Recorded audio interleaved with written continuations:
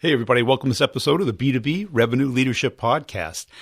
Hey, it's another year, another time to make some more money, and I've got the course for you.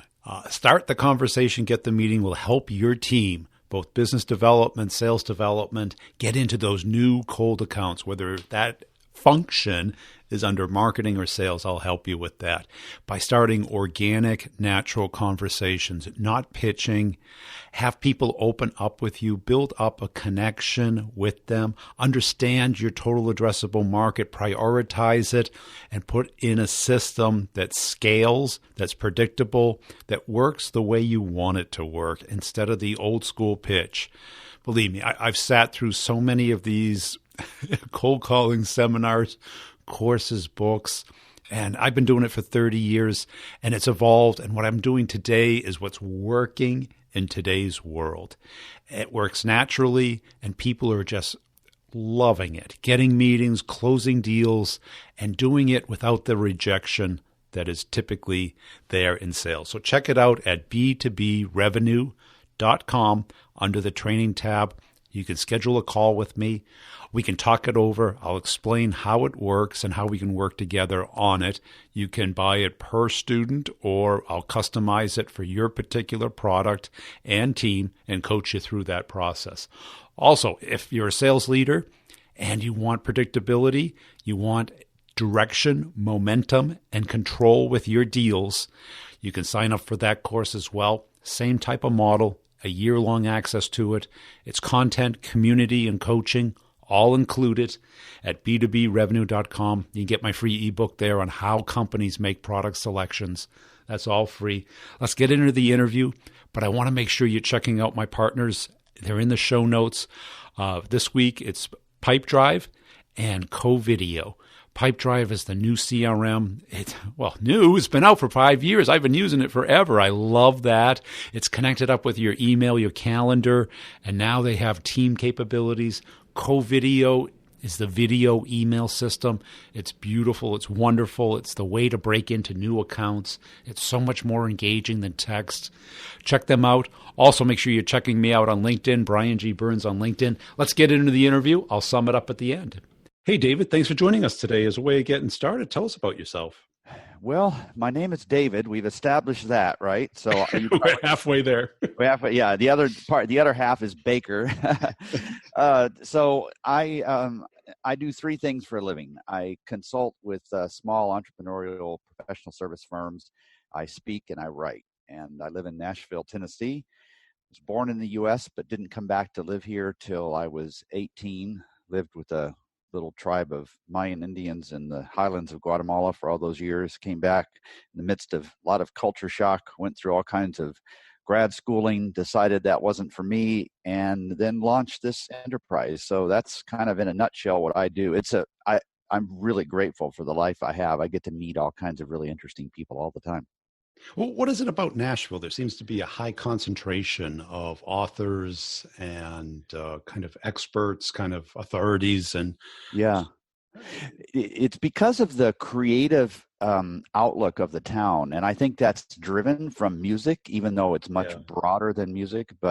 And the odd reason why Nashville kind of came on the map is because we're a session town. So this is where people record music sessions for recordings for albums, and we do more of that than New York and LA combined, and largely it's because we're a non-union town, and so it drags people here. And because of that, it's a fun place to live. I mean, you can be at Waffle House ordering and your waiter is almost always a musician in waiting, right? So there's all kinds of fun conversations that can be had everywhere. And it's kind of a nice party town too, isn't it? It is. Yeah, we're getting that reputation as well. I'm maybe a little too old for that, but you probably would be right in the middle of it. Me, not so much. Yeah. I'm probably on the latter end of it, to tell you the truth. Yeah. And how did you get interested in your business? Well, I was on the couch one day and I was reading through the local newspaper and I was just struck with this odd thought. I was looking at the ads thinking, these things suck. This could we not do better than this? Surely this is not that difficult. decided to, and I was a little bit disenchanted with the job I was in at the moment. I was managing a publishing firm. So I decided to start an agency, a marketing firm, and did that for 6 years. Towards the end of that, I began to advise my peers through a strange set of circumstances. There was a publication that asked me to start writing articles and so on. And very quickly that took over my life entirely. And I transitioned to not running a firm, but to help other principals who were running firms like that. Not because I was running an amazing firm and had all this great wisdom to share, but because I was inside a different firm every week and I was learning, drinking from a fire hose, learning best practices that I could share with other folks. And so that launched the consulting career, which will be 25 years old next month. And how do people typically find out about you? Do you do a lot of outreach, or is it mostly inbound? It's almost all inbound. And I was in the early days of the consulting, I really had to borrow credibility. At that point, you and I have chatted about Nashville, but back then Nashville was this hick town in the South, and nobody from New York City would dare hire a consultant who lived in Nashville. So I got a toll-free number, so nobody knew where I was when they were speaking with me. And I had a full-page ad in the main trade rag of the day. It was called Communication Arts. And it was very expensive. It was $5,000 an episode, or an issue, excuse me. And it was okay. It was doing what it needed to, but I thought there's got to be a cheaper way. I decided to begin writing insight pieces and just seeing if I could collect people's email addresses. It was really content marketing, but it was before that genre was really a thing. And since then, that's all I've done largely is twice every week, I write an insight piece. There's 37,000 people that get that. I don't sell my services at all. I simply try to be helpful to them, give them some clear point of view, and trust that enough of them will call me and ask for help when they need it. So it's been a fantastic ride because I hate traditional selling, and this helps me avoid that entirely. All I have to do is be an expert that's helpful to people. I give away tons of insight, and then I charge a lot of money for it when I start to apply it to them. So that's the very simple formula. And that's been a newsletter or a blog or both? It's been a newsletter, right? It gets published on the website so that Google will drag organic traffic to it, but then it goes out as an email to everybody who subscribes to it. And that's where the 37,000 people, the list just keeps growing. So it's good. That's a good size. Yeah. And they reach out when they're in pain. And what's the typical symptom that they call you with? Well, they have all these issues that they need help with, but I don't help with most of those things. So I don't help at all with the craft, how to do their work. All I do is I help them make better business decisions around running the firm. So things like, how should we be positioned? How do we become less interchangeable in the marketplace? And along with that would, of course, be the lead generation plan to help them land enough new business. That's one. Second is, how should my role change as the firm grows? As we add bodies here, how do I manage this firm effectively with the right balance of doing versus thinking versus managing versus owning and so on? That's the second.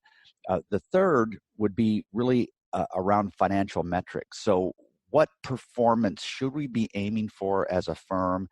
And if there are any gaps in performance, how should we close those gaps? So I try to keep it very simple around those three things. And then, of course, later in the relationship, they may need help with merger, acquisition, succession work. But it starts by helping them run their businesses more. It's a boring thing to think about unless you really need that help. And then you're really listening carefully. And is the typical problem that they're too close to the problem, that they're inside the bottle and they can't see the label on the bottle? Yeah, exactly right. Yep. And in fact, I wrote a piece today that there were these researchers in Finland just a couple of years ago who noticed a similarity in how owners of entrepreneurial firms how the brain waves were the same when they saw pictures of their firms and when they saw pictures of their children. So they thought of their businesses as their babies, literally. Yeah. So when that happens, they're not all that objective about their strengths and weaknesses and areas for improvement. You can't tell a parent that their kid is kind of a brat, even though everybody knows that's the case. You don't think very objectively about things that are that close to you. So I, as an outsider, and that's what an expert does. An expert looks at something from a bigger perspective and then speaks clearly and objectively into that truth. That is really what an expert does in every setting, and that's what I try to do. And how do you do it without them being offended about their kid being a brat or less than charming? Yeah. Well, it helps that they are asking for help. So I'm not going in and giving them unsolicited advice. I'm not going in and giving them unsolicited advice. I'm actually responding to a request that they've made. So that helps a lot. And the other is just this sense that over many, many years, they can't help but believe that I'm in their corner. I'm trying to help them. There's nothing to be gained by hurting their feelings. It's about also listening really carefully, which is the best signal that you can send that you really do care about somebody, is to listen very carefully. And then when you speak as if you are, because you are very, very engaged in solving it. And I've had some very, very tense situations and some consulting engagements that have gone bad for sure. But generally, the way I work with people, we can talk about anything and have a kind, respectful conversation, and it works well. And it's actually, it's kind of a curse because I do this for a living. And because of that, I don't enjoy small talk all that much because it feels to me like we're avoiding having a deeper discussion, which is not a good thing because normal people need to have small talk, right? And I'm so used to doing consulting that I view that as like a waste of time until we get to the real issue. So I'm a weird individual. I'll admit that. Well, I'm sure after a while they appreciate it, given that you probably charge by the hour. Yeah, that's right. Yeah, I always found my accountant loves small talk. Yeah, exactly. Yeah, nothing like a little bit of hourly rates to slim that talk down. And are they typically in too much pain by the time they reach you, where they're really coming to the emergency room versus the therapist? Sometimes they are, yes. And when that's the case, then you don't have any choice but to cut really deep and perform some emergency procedure and hope to save the leg. But I found that in general, entrepreneurs nowadays are better at seeing the signals of what's wrong. The world's been Googleized, and if somebody's open to learning, they can find those answers so much quicker than before and find them in smaller doses. So I don't find as many firms who are completely off the rails, as that used to be more the case in, the past 15, 20 years. Nowadays, people are usually listening to good things and they're making smaller course corrections along the way. That's good. And are they just holding on to the reins too long when they don't have the skill set? Well, the answer to that depends on where they are in the world. I find that our culture and our opportunity in the U.S., which is where you and I are right now, it allows, there's so much opportunity just falling off the trucks that you can be incompetent and not discover that for quite some time.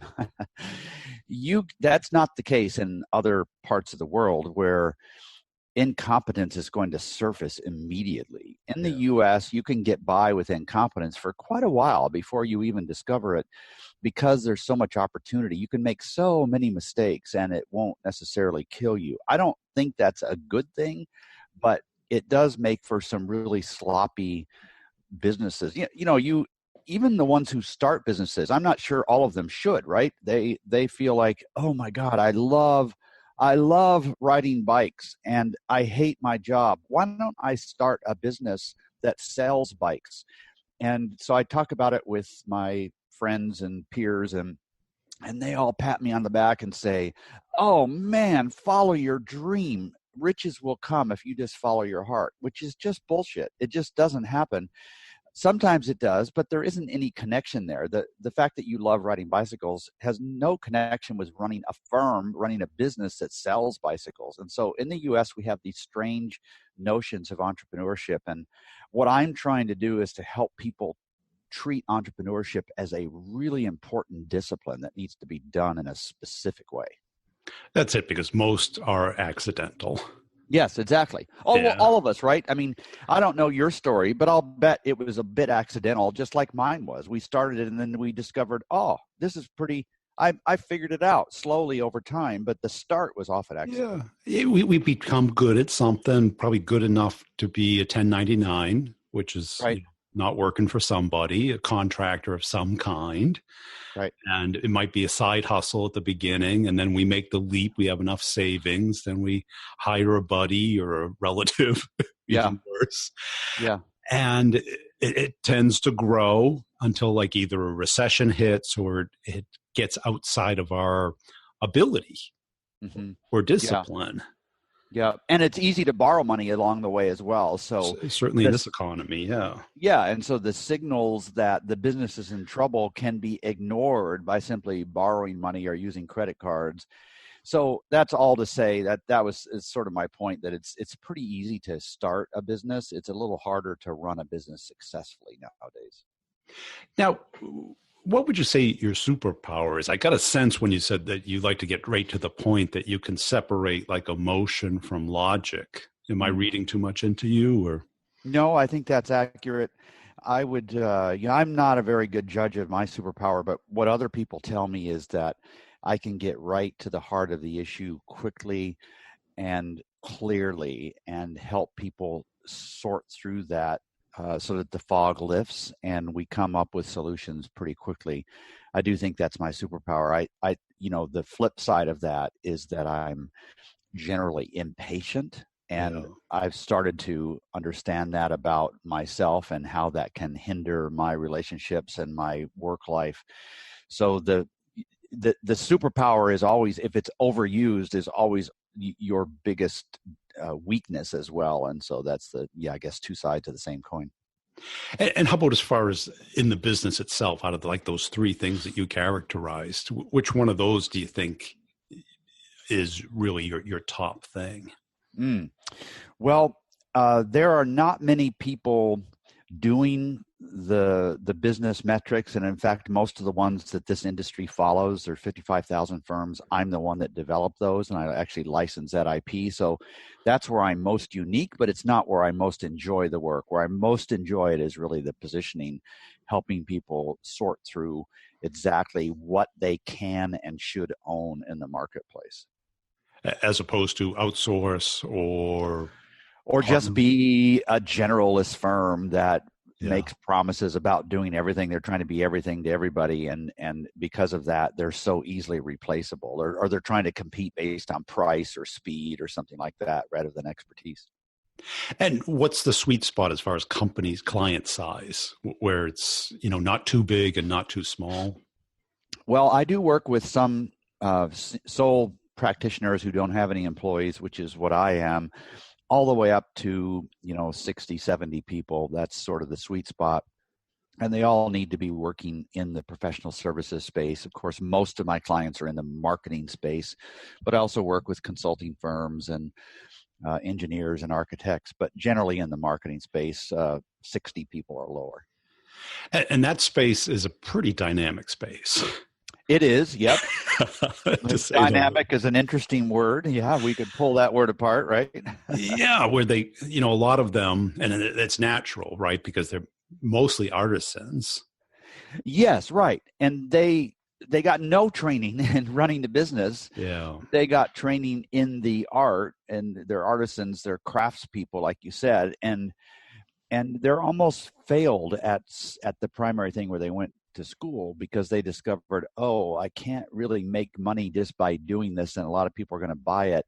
I need to turn this into a craft, and so now I need to run a business, and that takes a very different skill. But they're very interesting people in that they, the primary thing is that they are so easily distracted. They, what makes them so good at solving problems is that they look at a very disparate world and they pull all that information in and they find the patterns and then they turn it into something pretty amazing that other people don't see. But that's not necessarily the core of what it means to be disciplined. And so, yeah, it's fun. It's a challenge to work with them. And how often do you see them having a counterpart that's the ops person, the Tim Cook of the operation? Yeah, right. That's more common than it ever has been, partly because of a book called Traction. I don't know if you've heard of it. I've heard of it, yeah. Yeah, Gino Wickman wrote it, and I don't know Gino Wickman, but I've noticed that traction system is popping up more in firms. So that's built around this notion that there's a visionary, and then there is let's see, what's the other person called? The integrator. So there's a visionary and an integrator. So the visionary is the one that's dreaming about the future, thinking about where we need to be, big picture stuff. And the integrator is the person who actually makes it real, who parks unreal ideas, who helps put it into a multi-step plan and then holds us accountable. And then firms whether they use that system or not, firms that have both of those forces there tend to be the ones that accomplish the most in the marketplace. And you recently wrote a book. What was the motivation behind that? Well, it's sort of like drug addiction, I imagine. If you don't chasing the dragon. Yeah. Well, yeah, I get twitchy when I don't write, and it had been 3 or 4 years since I'd written my 4th book, and the 5th one was stewing in my head, and I just had to do it. That's how I think a lot of folks who are writers feel. It just has to happen. So I just dove in and wrote it. It's a very different book than what I envisioned, and it was a lot more passionate, the process was, than I envisioned as well. But I wanted to write some things about expertise. I wanted to tell people something. I was sick of folks making nonsense up in the expertise world, and I wanted them to think more carefully about what it is they do and how they do it. And so it's not a long book. It's only 45,000 words or so, but it was a very passionate manifesto for me. And do you see a lot of people getting to the expertise business without much expertise? Yes. I hesitated to answer that, but the truth is, yes, there are.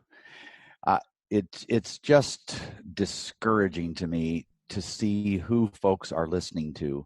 They're listening to folks that are really good at promoting themselves, but they haven't ever really been careful thinkers. And when I look at the disparity between the people who have been discovered and the people who should be discovered, it's a little discouraging to me, because I know all kinds of people that are so good at thinking, but they don't do the self-promotion part very well, and so they don't have an audience. And those are the people kind of quietly plying their trade in the dark who I admire so much, because they're just doing the hard work day in and day out, and they're changing their clients' lives.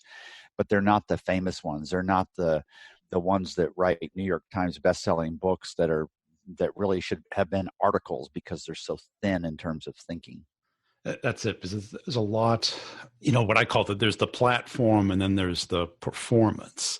And it's the person who has the platform that gets all the accolades. Like when they make famous the 80-20 rule that's been around for 400 years, right? Right. Exactly right. And you're like, oh, okay. They repackage other stuff. And I guess there's a role for that. Yeah, but you read some of it and you say, "Oh, listen, that's not a very original thought." I mean, I've seen variations of that thing 50 times, but now everybody's oohing and awing about it, and so then you're a little resentful, and then you wake up and say, "Well, more power to them. I should have packaged that thought that way, right? So it's not about resentment. It's just about, you just wish there was a stronger connection between people who are really thinking carefully and the people who are following them. I want to correct some of that imbalance in the world. And that's it. And like with your expertise and with your clients, how much of it is judgment versus kind of experience?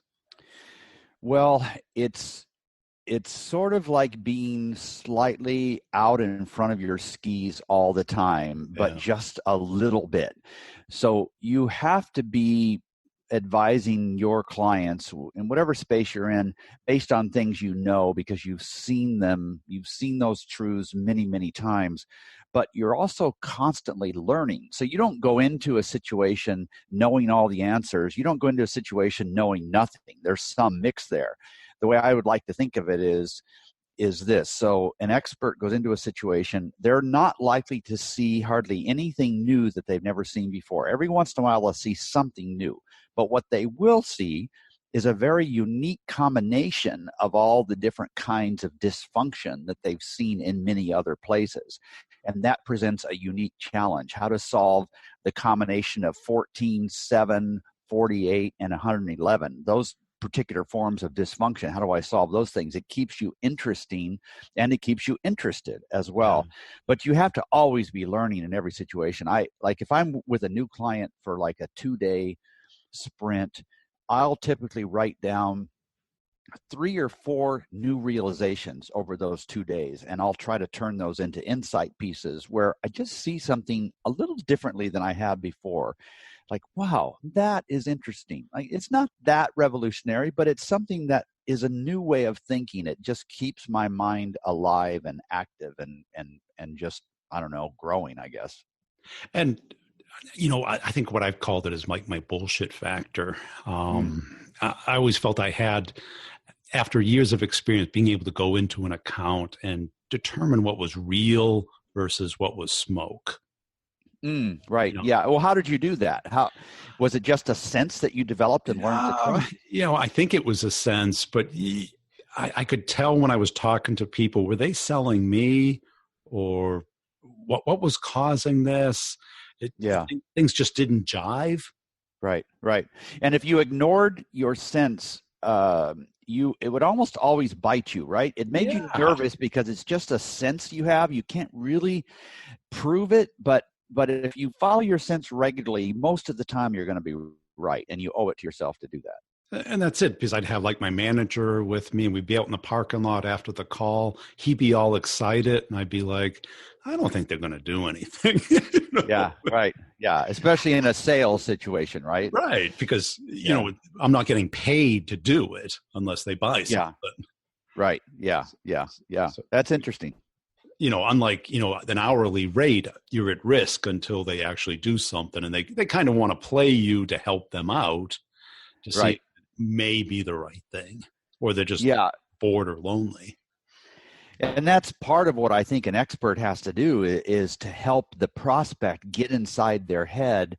That's one of the primary reasons why you need to be writing all the time, because if somebody's going to pay you a lot of money for something, they have a right. They really do have a right to understand how you think, how you process things. But you shouldn't have to demonstrate that individually to every prospect. You should be able to point them to some place on your website or in your blog or whatever that reveals the answers to those questions. And then that should give them confidence to then pay you a fair bit of money to do whatever it is that you do. That's another reason for the whole content marketing thing.